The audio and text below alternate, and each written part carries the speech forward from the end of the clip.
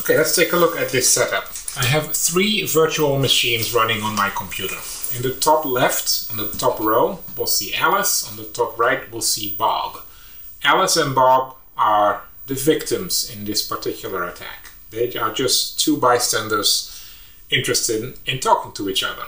On the bottom, we have Eve. Eve is the evil third person. She wants to know what Alice and Bob are talking about. In general, when 2 computers are connected to the same network, a third computer does not see what they are doing. The easiest way to demonstrate this is by a simple ping. For example, let's find out what Alice's IP address is and what Bob's IP address is. And we see here Alice has IP address 10.02.17, Bob has IP address 10.02.16. We're going to have Alice and Bob send each other ping requests. It could be any type of network traffic, but pings are the easiest ones to visualize what we're doing here. And if ping can get through, at least we know that at a low level, that IP level, things can work. If we run a packet capture program on Eve, we don't see that Alice and Bob are talking to each other. That is exactly the expected behavior. We wouldn't expect to see that. But that makes Eve sad, and Eve wants to know what's going on. So what Eve is going to do is execute an attack called a man-in-the-middle attack, and in this case she's going to use Ethernet poisoning or ARP poisoning to conduct this attack. And basically what that means is that Eve is going to tell Alice that if she wants to send something to Bob, she should send it to her rather than to Bob directly. And she's going to tell Bob the same thing. She's going to say, hey Bob, if you want to send something to Alice, send it to me because I am Alice. So she's going to lie to both of them. She's going to tell Alice that she's Bob. She's going to tell Bob that she's Alice. And we have a tool that can do this for us. It's called ARP. ARP first needs to figure out what hosts we have on the network. There's a few of them in this particular setup. So let's scan for those first. Scan for hosts. This is what's called a layer 2 scan, an Ethernet scan. It's almost impossible to hide from those. We see our familiar 16 and 17 addresses. We also see 1, 2, and 3. Those are part of the network themselves. We don't really care about those. We're going to mark number 16 as 1 and number 17 as 2. So those are the hosts that we are going to poison.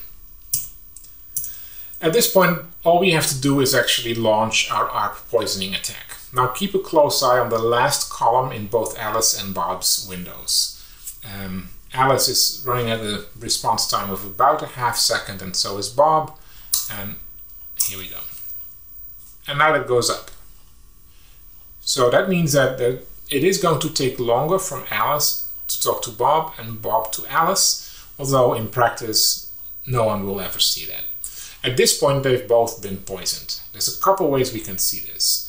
First of all, we can look on Alice's computer and run that same TCP dump program again. And as you can see, this time she is actually seeing the fact that they're both talking to each other. 16 is talking to 17, 17 is talking to 16. So the poison is working. I can also look at Alice and Bob. There's a program called ARP, just ARP by itself, and ARP here. And ARP is that program that maps, let's go with just the numbers for now, makes it a little bit more visual, that maps those numbers to IP addresses. So we see ARP says that IP address 10.02.16 lives at this hardware address, 080027B2-2A63. If I look on Bob's side, I see the same thing. I see that number 17 lives at 080027B2-2A63. That is the same MAC address. And that makes sense because they are both talking to Eve. Eve is in there as well with her MAC address. To show you what the difference is, let me switch back on Eve's computer. Where are we? Here we go. Back back to her command window and stop the poisoning. Man in the middle, stop.